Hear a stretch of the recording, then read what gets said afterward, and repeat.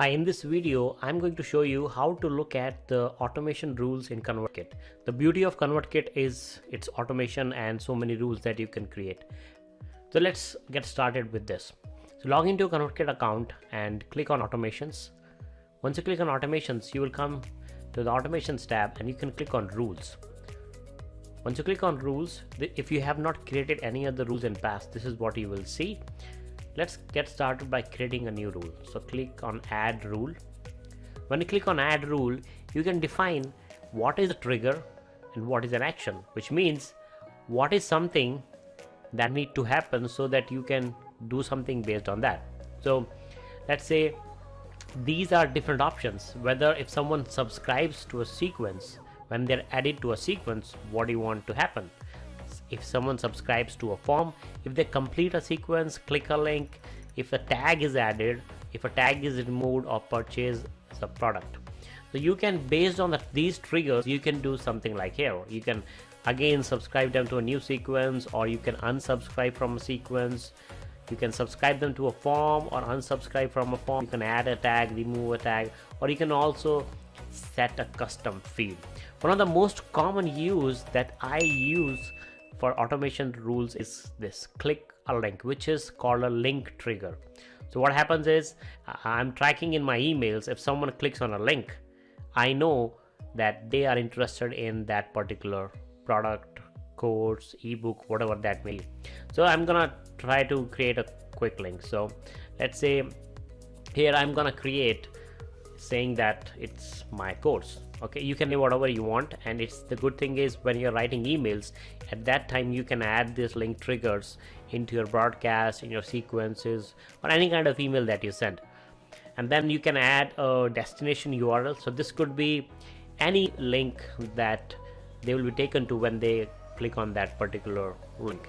And in most of the cases, what I've done is I've created a page which simply says your preferences have been updated, so that I don't have to create multiple URLs.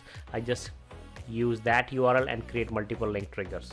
So I'm gonna just take a example, just going to the home site. Okay, so what will happen is someone will click on this my course.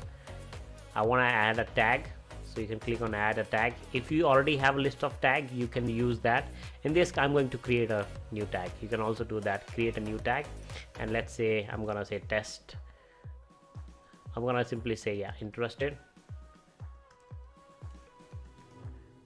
in my course. Okay, so what I'm simply saying this is that whenever someone clicks on my course link, I want to tag them as they are interested in my course.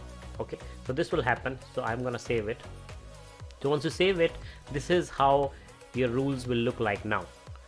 Now you will see all the existing rules that you have created. So it says whenever someone clicks a link, this needs to happen, tag needs to happen, and this is the status of this rule.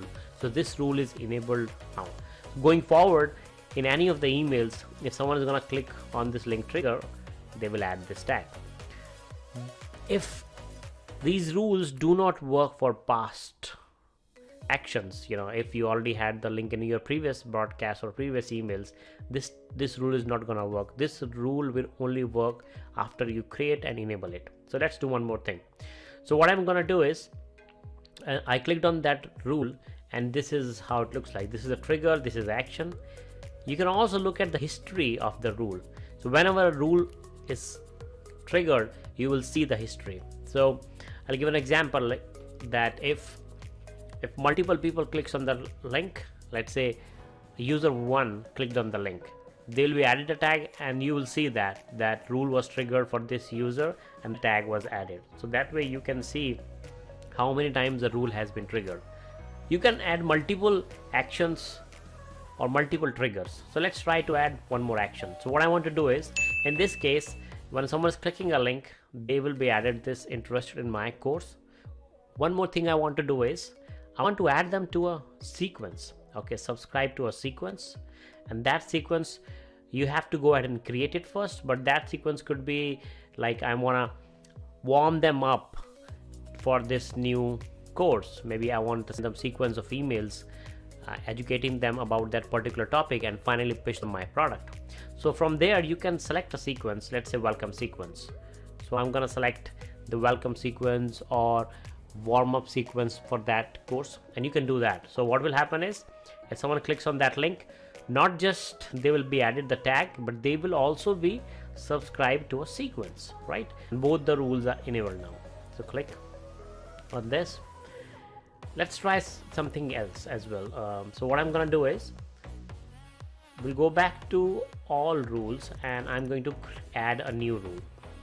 Okay, so you can also do one more thing, like someone completes the sequence. So in previous step, what we did was that someone clicked the link and we want them to send to a warm-up sequence.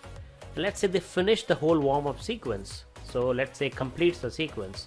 So what I'm saying is, if someone completes the welcome sequence, do this. What we can do is, let's say we create a new tag saying that if they completed this course warm-up sequence, let's add a new tag for them. So it shows me that they completed the sequence. Let's say completed warm-up sequence. Okay, let's say completed my course warm-up sequence. Okay, so I'm creating this tag saying that if they complete this tag should be added for them. Okay, so later on, if I'm sending my emails or I'm pitching my product, I know that these people, whoever that was, they completed the sequence and they also got this tag. So it's easier for me to see, okay, out of 100 people, let's say 50 people completed the sequence, and then based on other tags, if they have a product purchase tag or any other tag, I can write some more emails or create some more automations if I want. So let's look at other option. Another interesting one is purchases a product.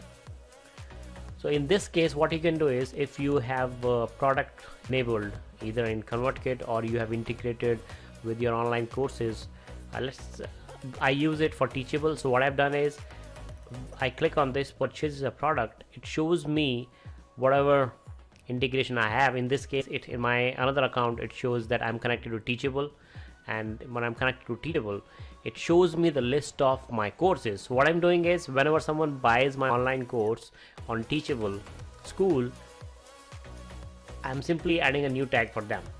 So I just create a new tag like purchased so and so course, and then I add them to a sequence.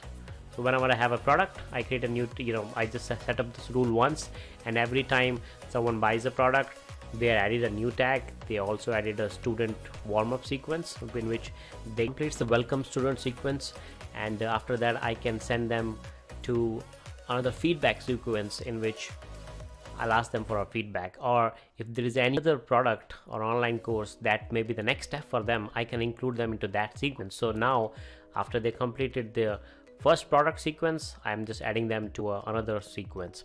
Another example could be that you can do it, which I'm also doing, is that whenever a student completes a course on Teachable, I am actually creating a new sequence for them, which is kind of a giveaway for them. So if they complete the course, I just send them a sequence in which if they give me a feedback on how everything went, I'm giving them a free t-shirt.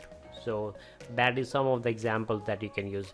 But automation rules in ConvertKit is a very good feature. You can do it for many things and automate most of your things. The more you experiment with it, the better it will be for you. So that was a short video on automation rules and how you can use this in ConvertKit. Hope you like this. Make sure to like, subscribe and hit the bell icon, and also check out my other ConvertKit tips and tutorials.